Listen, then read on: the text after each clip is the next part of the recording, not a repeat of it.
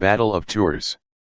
Saadia Gaon was a formative influence on the Jewish movement of the Ashkenazi Hasidim of Germany, who were the conduit for Eastern mystical ideas which eventually evolved in southern France as the Kabbalah during the 12th and 13th centuries. The Kabbalists of Germany and southern France shared a claim of Davidic descent through the Kalonymus, from a prominent Jewish family in Lucca in Italy. The Merkabah and Sefer Yetzirah teachings had spread throughout the Jewish communities of Italy and southern France by the late 9th century, which served as an intermediate link between the Middle East and the later development of the Kabbalah in Germany and Septimania in southern France. In the 6th century AD, Jews were documented in Marseilles, Arles, Uzes, Narbonne, Clermont-Ferrand, Orleans, Paris, and Bordeaux, places that were generally centers of Roman administration, and located on the great commercial trade routes. The Jews worked principally as merchants, as they were prohibited from owning land, and also served as tax collectors, sailors, and physicians. 24 In 629, King Dagobert I, c. 603 to 639 AD, proposed the expulsion of all Jews who would not accept Christianity. In southern France, then known as Septimania, the Jews continued to prosper. The 7 cities of the territory included Béziers, Elne, Agde, Narbonne, Ladive, Maguelone, and Nîmes. From the 7th century dates the earliest known Jewish inscription relating to France, that of Narbonne. The Jews of Narbonne, chiefly merchants, who were popular among the people, often rebelled against the Visigothic kings.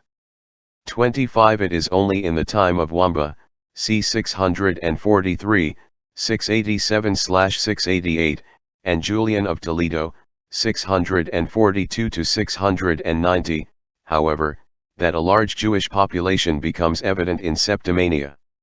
Julian, who was born to parents of Jewish descent in Toledo, but was raised Christian, referred to it as a brothel of blaspheming Jews.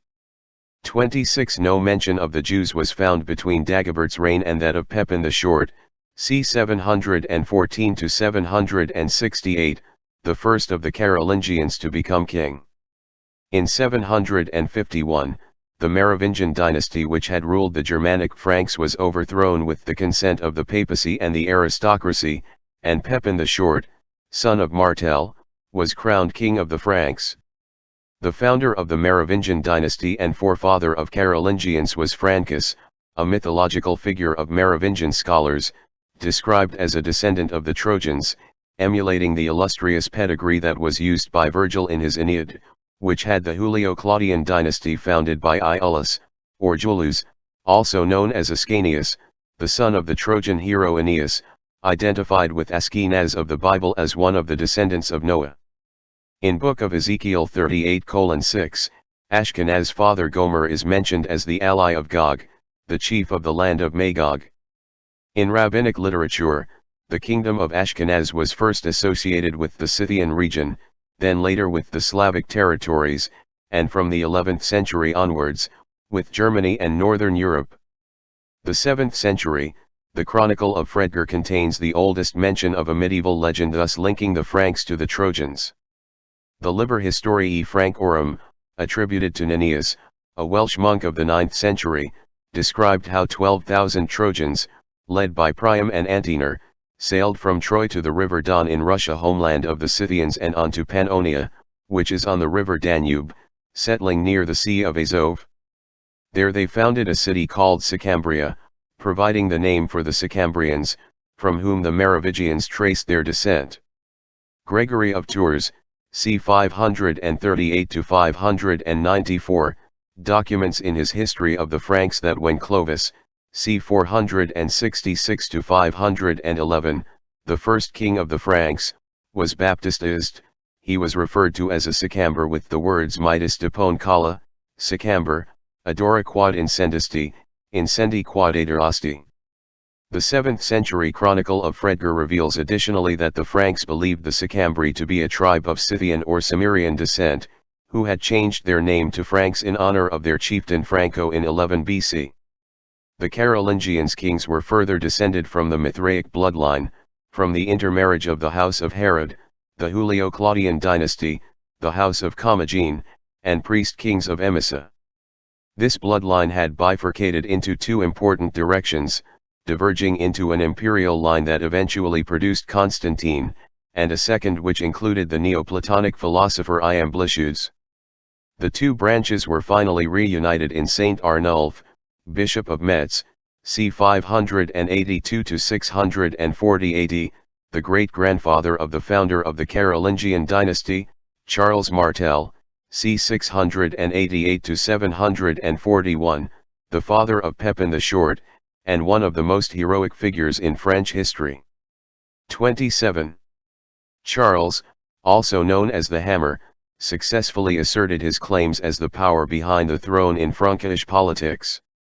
Continuing and building on his father's work, he restored centralized government in Francia and began the series of military campaigns that re-established the Franks as the undisputed masters of all Gaul.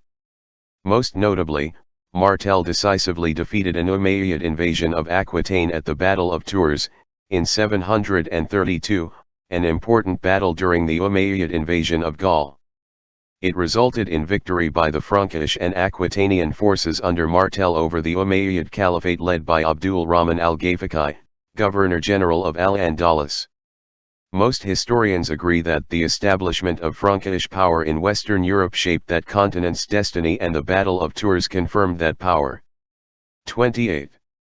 Septimania had become an autonomous Moorish principality with its own capital at Narbonne, and paying only nominal allegiance to the Emir of Cordova. From Narbonne, the Moors of Septimania began to strike northward, capturing cities as deep into Frankish territory as Lyons. Though, by 738, Charles Martel had driven the Moors back, laying siege to city. Narbonne, defended by both Moors and Jews, however, proved impregnable. Charles Martel died in 741, and was succeeded by his son, Pepin the Short. Narbonne, however, continued to resist, withstanding a 7-year-long siege by Pepin's forces. The problem was resolved by a pact with the city's Jewish population, according to which Pepin would receive Jewish aid against the Moors, and Jewish endorsement for his claim to a biblical succession. In return, Pepin would grant the Jews of Septimania a principality and a king of their own.